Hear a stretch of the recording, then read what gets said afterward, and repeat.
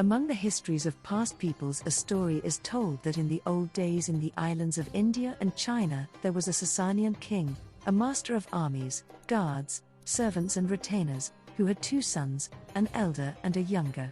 Although both of them were champion horsemen, the elder was better than his brother. He ruled over the lands, treating his subjects with justice and enjoying the affection of them all. His name was King Shahriyar, while his younger brother, who ruled Persian Samarkand, was called Shah Zaman. For 10 years both of them continued to reign justly, enjoying pleasant and untroubled lives, until Shahriyar felt a longing to see Shah Zaman and sent off his vizier to fetch him. "To hear is to obey," said the vizier, and after he had travelled safely to Shah Zaman, he brought him greetings and told him that his brother wanted a visit from him. Shah Zaman agreed to come and made his preparations for the journey. He had his tents put up outside his city, together with his camels, mules, servants and guards, while his own vizier was left in charge of his lands. He then came out himself, intending to leave for his brother's country, but at midnight he thought of something that he had forgotten and went back to the palace. When he entered his room, it was to discover his wife in bed with a black slave. The world turned dark for him and he said to himself, "If this is what happens before I have even left the city, what will this damned woman do if I spend time away with my brother?" So he drew his sword and struck, killing both his wife and her lover as they lay together, before going back and ordering his escort to move off. When he got near to Shahriyar's city, he sent off messengers to give the good news of his arrival, and Shahriyar came out to meet him and greeted him delightedly. The city was adorned with decorations and Shahriyar sat talking happily with him, but Shah Zaman remembered what his wife had done and, overcome by sorrow, he turned pale and showed signs of illness. His brother thought that this must be because he had had to leave his kingdom, and so he put no questions to him until, some days later, he mentioned these symptoms to Shah Zaman, who told him, "My feelings are wounded," but did not explain what had happened with his wife. In order to cheer him up, Shahriyar invited him to come with him on a hunt, but he refused and Shahriyar set off by himself. In the royal palace there were windows that overlooked Shahriyar's garden, and as Shah Zaman was looking, a door opened and out came 20 slave girls and 20 slaves, in the middle of whom was Shahriyar's very beautiful wife. They came to a fountain where they took off their clothes and the women sat with the men. "Masood," the queen called, at which a black slave came up to her and, after they had embraced each other, he lay with her, while the other slaves lay with the slave girls and they spent their time kissing, embracing, fornicating and drinking wine until the end of the day. When Shah Zaman saw this, he told himself that what he had suffered was less serious. His jealous distress ended and, after convincing himself that his own misfortune was not as grave as this, he went on eating and drinking, so that when Shahriyar returned and the brothers greeted one another, Shahriyar saw that Shah Zaman's color had come back, his face was rosy and, following his earlier loss of appetite, he was eating normally. "You were pale, brother," Shahriyar said, "but now you have got your color back, so tell me about this." "I'll tell you why I lost color," his brother replied, "but don't press me to tell you how I got it back.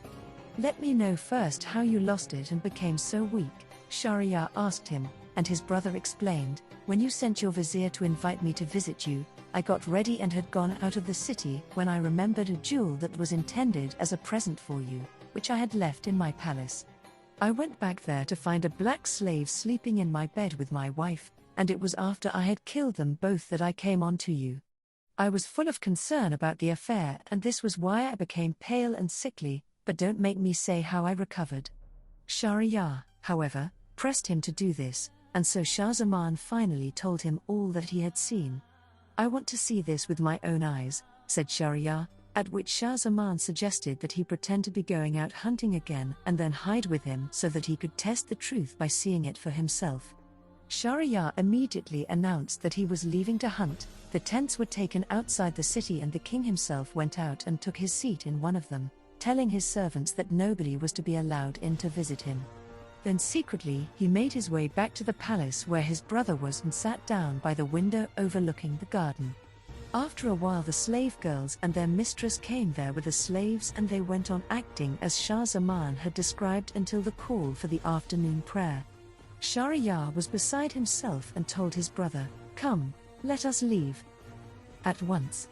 Until we can find someone else to whom the same kind of thing happens, we have no need of a kingdom, and otherwise we would be better dead. They left by the postern gate and went on for some days and nights until they got to a tall tree in the middle of a meadow, where there was a spring of water by the seashore. They drank from the spring and sat down to rest, but after a time the sea became disturbed and from it emerged a black pillar, towering up into the sky and moving towards the meadow. This sight filled the brothers with alarm and they climbed up to the top of the tree to see what was going to happen. What then appeared was a tall jinni, with a large skull and a broad breast, carrying a chest on his head. He came ashore and went up to sit under the tree on top of which the brothers were hiding. The jinni then opened the chest, taking from it a box, and when he had opened this too, out came a slender girl, as radiant as the sun, who fitted the excellent description given by the poet Atiya. She shone in the darkness, and day appeared as the trees shed brightness over her. Her radiance makes suns rise and shine, while, as for moons, she covers them in shame. When veils are rent and she appears, all things bow down before her. As lightning flashes from her sanctuary, a rain of tears floods down. The jinni looked at her and said, "Mistress of the nobly born, whom I snatched away on your wedding night, I want to sleep for a while." He placed his head on her knee and fell asleep, while she, for her part, looked up at the tree, on top of which were the two kings. She lifted the jinni's head from her knee and put it on the ground, before gesturing to them to come down and not to fear him.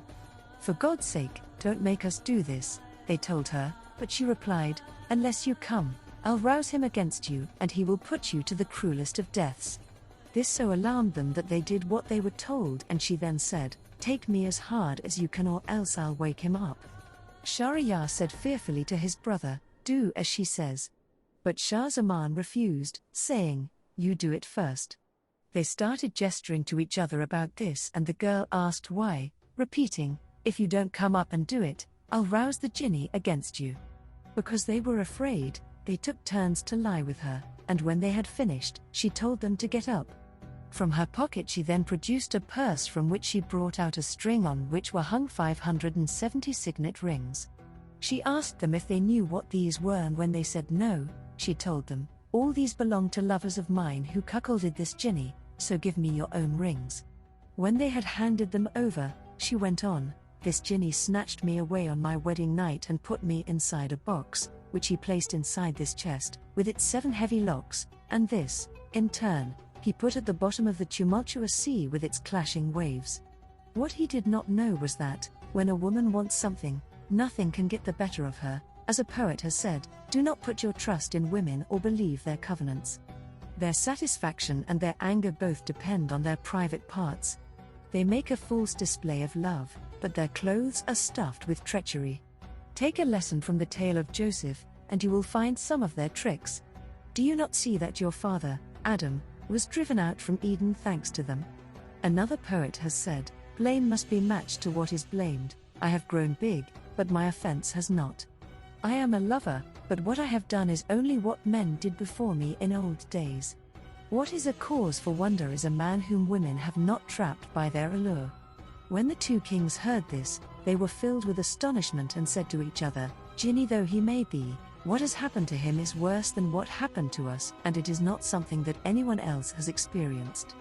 They left the girl straight away and went back to Shahriyar's city, where they entered the palace and cut off the heads of the queen, the slave girls and the slaves.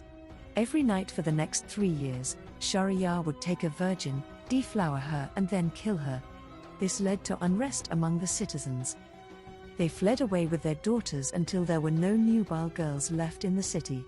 Then, when the vizier was ordered to bring the king a girl as usual, he searched but could not find a single one, and had to go home empty-handed, dejected and afraid of what the king might do to him. This man had 2 daughters, of whom the elder was called Shahrazad and the younger Donyazad. Shahrazad had read books and histories, accounts of past kings and stories of earlier peoples, having collected, it was said, 1,000 volumes of these, covering peoples, kings and poets.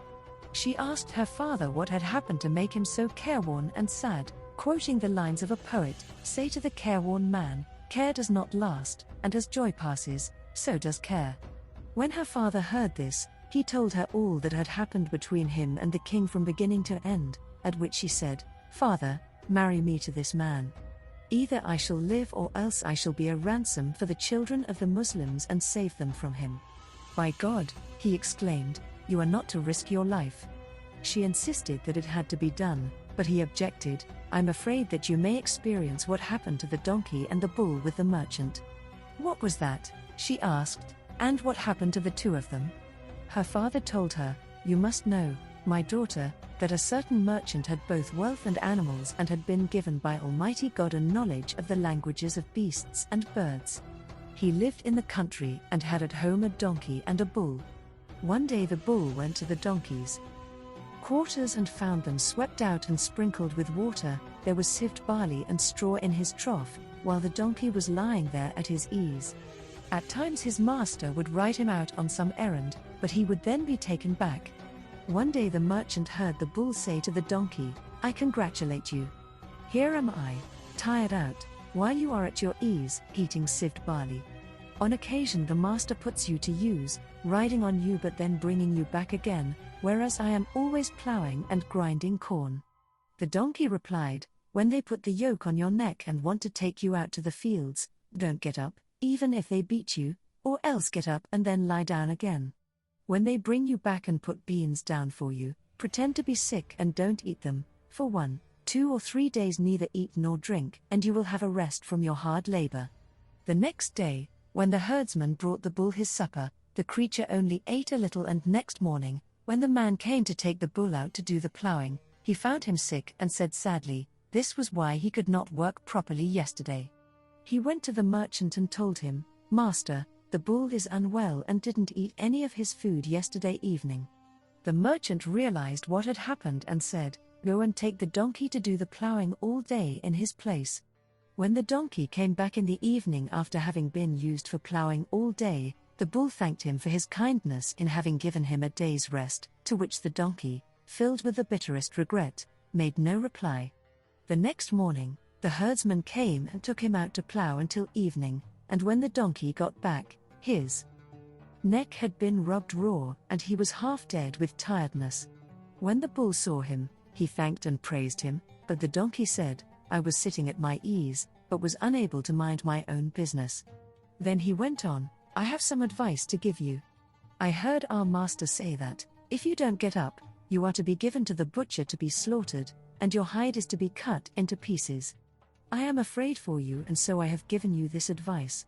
When the bull heard what the donkey had to say, he thanked him and said, 'Tomorrow I'll go out with the men.'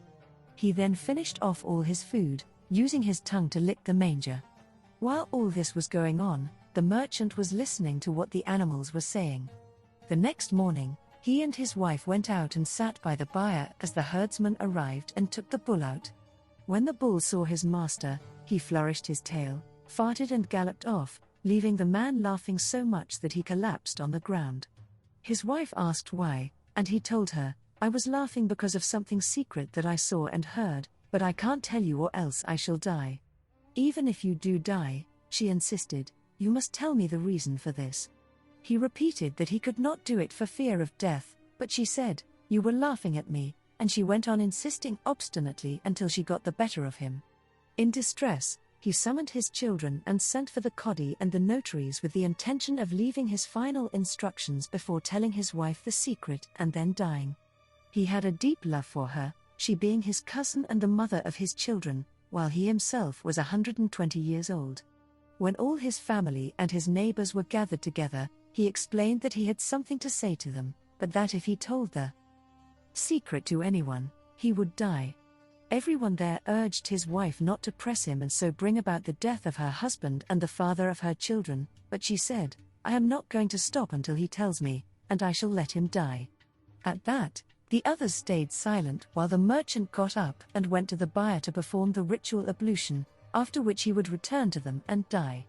The merchant had a cock and 50 hens, together with a dog, and he heard the dog abusing the cock and saying, 'You may be cheerful, but here is our master about to die.' When the cock asked why this was, the dog told him the whole story. 'By God,' exclaimed the cock, 'he must be weak in the head. I have 50 wives and I keep them contented and at peace, while he has only one but still can't keep her in order. Why doesn't he get some mulberry twigs, take her into a room and beat her until she either dies or repents and doesn't ask him again? The vizier now said to his daughter Shahrazad, I shall treat you as that man treated his wife. What did he do? She asked, and he went on, when he heard what the cock had to say to the dog, he cut some mulberry twigs and hid them in a room, where he took his wife. Come, he said, so that I can speak to you in here and then die with no one looking on. She went in with him and he locked the door on her and started beating her until she fainted. I take it all back, she then said, and she kissed his hands and feet, and after she had repented, she and her husband went out to the delight of their family and the others there. They lived in the happiest of circumstances until their deaths. Shahrazad listened to what her father had to say, but she still insisted on her plan, and so he decked her out and took her to King Shahriyar. She had given instructions to her younger sister, Donyazad, explaining, when I go to the king, I shall send for you. You must come, and when you see that the king has done what he wants with me, you are to say, tell me a story, sister, so as to pass the waking part of the night. I shall then tell you a tale that, God willing, will save us. Shahrazad was now taken by her father to the king, who was pleased to see him and said, Have you brought what I want? When the vizier said yes, the king was about to lie with Shahrazad, but she shed tears, and when he asked her what was wrong, she told him, I have a young sister and I want to say goodbye to her. At that, the king sent for Donyazad, and when she had embraced Shahrazad, she took her seat beneath the bed, while the king got up and deflowered her sister. They then sat talking and Donyazad asked Shahrazad to tell a story to pass the waking hours of the night. With the greatest pleasure, replied Shahrazad, if our cultured king gives me permission. The king was restless, and when he heard what the sisters had to say, he was glad at the thought of listening to a story, and so he gave his permission to Shahrazad.